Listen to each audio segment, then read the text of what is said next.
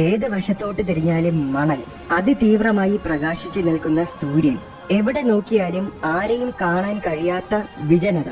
ഇങ്ങനെയുള്ള കുറെ കാര്യങ്ങളാണ് സഹാറ മരുഭൂമി എന്ന് കേൾക്കുമ്പോൾ പെട്ടെന്ന് നമുക്ക് ഓർമ്മ വരുന്നത്. എന്നാൽ ഇതിനൊക്കെ പുറമെ സഹാറ മരുഭൂമിയിൽ നമ്മൾ അധികം കേട്ടിട്ടില്ലാത്ത വേറെയും ഒരുപാട് കാര്യങ്ങളുണ്ട്. സഹാറ മരുഭൂമിയിൽ മറഞ്ഞുകിടക്കുന്ന രഹസ്യങ്ങൾ എന്തൊക്കെയാണെന്ന് നമുക്ക് നോക്കാം. ലോകത്തിലുള്ള ഏറ്റവും വലിയ മരുഭൂമി ഏതാണെന്ന് ചോദിച്ചാൽ ഭൂരിഭാഗം പേരും സഹാറ മരുഭൂമി എന്നായിരിക്കും ഉത്തരം നൽകുന്നത്. എന്നാൽ ശരിക്കും സഹാറ മൂന്നാമത്തെ വലിയ മരുഭൂമിയാണ്. അന്റാർട്ടിക്കയും ആർട്ടിക്കയുമാണ് ആദ്യത്തെ രണ്ട് വലിയ മരുഭൂമികൾ.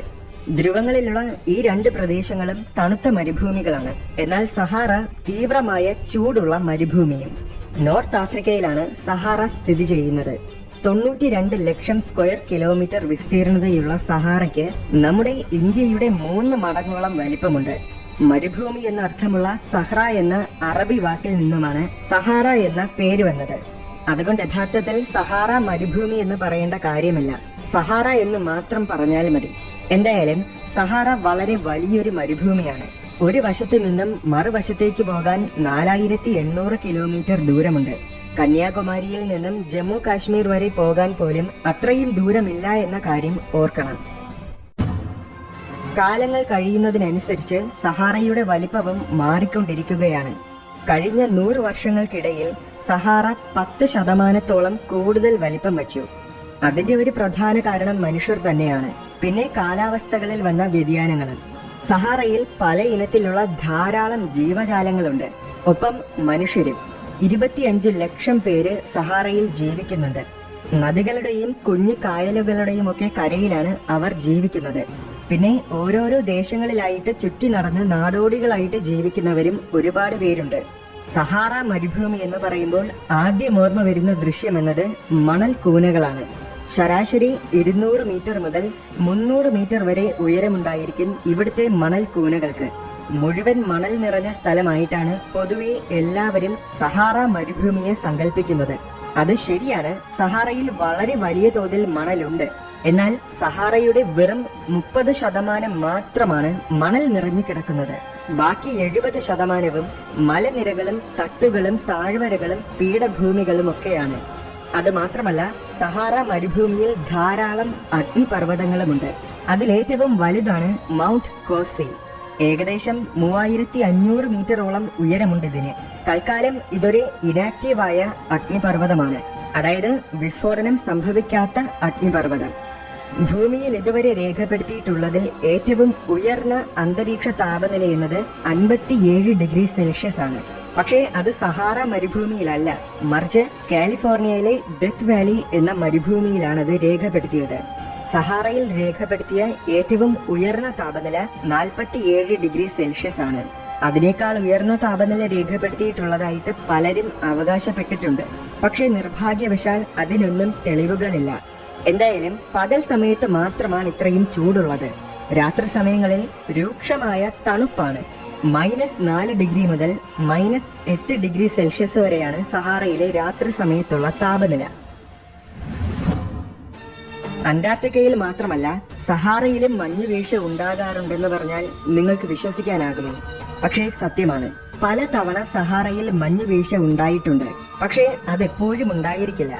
കഴിഞ്ഞ 50 വർഷങ്ങൾക്കിടയിൽ വെറും 4 തവണയാണ് സഹാറയിൽ മഞ്ഞുവീഴ്ച ഉണ്ടായത്. അവസാനമായിട്ട് സംഭവിച്ചത് ഈ വർഷം ജനുവരിയിലാണ്. നോർത്ത് പോളിൽ നിന്നും വരുന്ന തണുത്ത കാറ്റ് കാരണമാണ് ഇത് സംഭവിക്കുന്നത്. മണിക്കൂറുകൾ മുതൽ ഏതാനും ചില ദിവസങ്ങൾക്കുള്ളിൽ തന്നെ ഈ മഞ്ഞ് മുഴുവൻ അലിഞ്ഞു പോവുകയും ചെയ്യും. പ്രതിവർഷം ശരാശരി 10 സെന്റിമീറ്റർ അളവിലും കുറച്ചു മാത്രമേ ഇവിടെ മഴ ലഭിക്കുകയുള്ളൂ. മഴയില്ലെങ്കിലും ഇവിടെ കുറച്ച് ജലസ്രോതസ്സുകളുണ്ട്. 20-ൽ കൂടുതൽ കുഞ്ഞു കായലുകൾ ഇവിടെയുണ്ട്. അതിൽ ഭൂരിഭാഗവും ഉപയോഗശൂന്യമാണ്. കാരണം അവയിൽ ശുദ്ധജലത്തിനു പകരം ഉപ്പ് ജലമാണുള്ളത്. ശുദ്ധജലമുള്ള ആകെ ഒരേ ഒരു കായൽ മാത്രമേയുള്ളൂ. ചാറ്റ് ലേക്ക് എന്നാണ് അതറിയപ്പെടുന്നത്. ഏകദേശം 6000 വർഷങ്ങൾക്ക് മുൻപ് ഭൂമിയിലെ തന്നെ ഏറ്റവും വലിയ കായലായിരുന്നു ഇത്.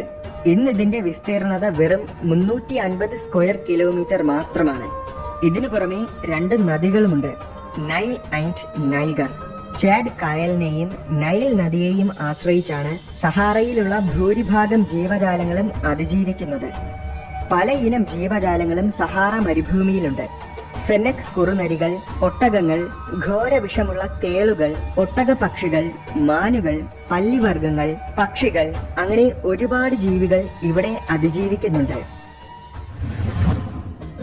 കഠിനമായ അവസ്ഥകളുള്ള വറ്റി വരണ്ട സഹാറ മരുഭൂമി ഒരിക്കൽ മുഴുവൻ പച്ച നിറമായിരുന്നുവെന്ന് പറഞ്ഞാൽ വിശ്വസിക്കാൻ കഴിയുമോ? അതെ, ഏകദേശം 6000 വർഷങ്ങൾക്ക് മുൻപ് പലതരം ചെടികളാലും വൃക്ഷങ്ങളാലും നിറഞ്ഞ ഒരു പച്ച പ്രദേശമായിരുന്നു സഹാറ. അതുപോലെ തന്നെ ധാരാളം ജലസ്രോതസ്സുകളും ഉണ്ടായിരുന്നു. ഏകദേശം 500 കിലോമീറ്റർ ദൂരം വരെ ഒഴുകിയിരുന്ന ഒരു വലിയ നദിയുടെ അടയാളങ്ങൾ സഹാറയിൽ നിന്നും ലഭിച്ചിട്ടുണ്ട്. അതുമാത്രമല്ല, ഇപ്പോഴുള്ള കുഞ്ഞു കുഞ്ഞു കായലുകളൊക്കെ പണ്ട് വളരെ വലിയ കായലുകളായിരുന്നു. അതും ശുദ്ധജലം നൽകിയിരുന്നവ. ശരിക്കും ജീവിക്കാൻ പറ്റിയ വളരെ നല്ലൊരവസ്ഥയായിരുന്നു പണ്ട് സഹാറയിൽ. അത്രയും നല്ലൊരു സ്ഥലം എങ്ങനെയാണ് ഇന്ന് കാണുന്ന അവസ്ഥയിലായി മാറിയത്? അതിനു കാരണം നമ്മുടെ ഭൂമി തന്നെയാണ്.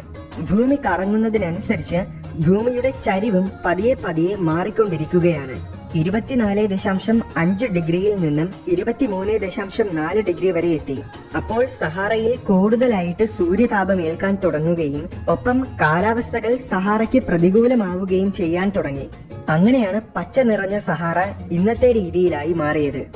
ഇനിയും ഏകദേശം 15000 വർഷങ്ങൾ കഴിയുമ്പോൾ സഹാറ വീണ്ടും പച്ചപ്പ് നിറഞ്ഞ പ്രദേശമാകും. കാരണം ഭൂമിയുടെ ചരിവ് 22 ഡിഗ്രിയിലാകും. അത് കഴിഞ്ഞ് വീണ്ടും 20000 വർഷങ്ങൾ കഴിയുമ്പോൾ ഭൂമിയുടെ ചരിവ് വീണ്ടും 23 ഡിഗ്രി ആകും. അന്ന് സഹാറ പിന്നെയും മരുഭൂമിയായി മാറും. ഈ ഒരു സൈക്കിൾ ഇങ്ങനെ തുടർന്നുകൊണ്ടേയിരിക്കും. സഹാറ മരുഭൂമിയിൽ നിന്നും ധാരാളം അസ്ഥികൂടങ്ങൾ കണ്ടെത്തിയിട്ടുണ്ട്. മാൻസോറാസൗറസ് എന്ന ഒരു തരം ഡൈനോസറിന്റെ അസ്ഥികൂടം ഇവിടെ നിന്നും മാത്രമാണ് കിട്ടിയത്. ഏകദേശം 8 കോടി വർഷങ്ങളുടെ പഴക്കമുണ്ടായിരുന്നു അതിന്. ഒരു പ്രദേശത്ത് നിന്നും 100ൽ കൂടുതൽ വരുന്ന പലതരം തിമിംഗലങ്ങളുടെ അസ്ഥികൂടങ്ങളും കണ്ടെത്തിയിട്ടുണ്ട്. മരുഭൂമിയുടെ നടുവിൽ എങ്ങനെയാണ് തിമിംഗലങ്ങളുടെ അസ്ഥികൂടം വരിക?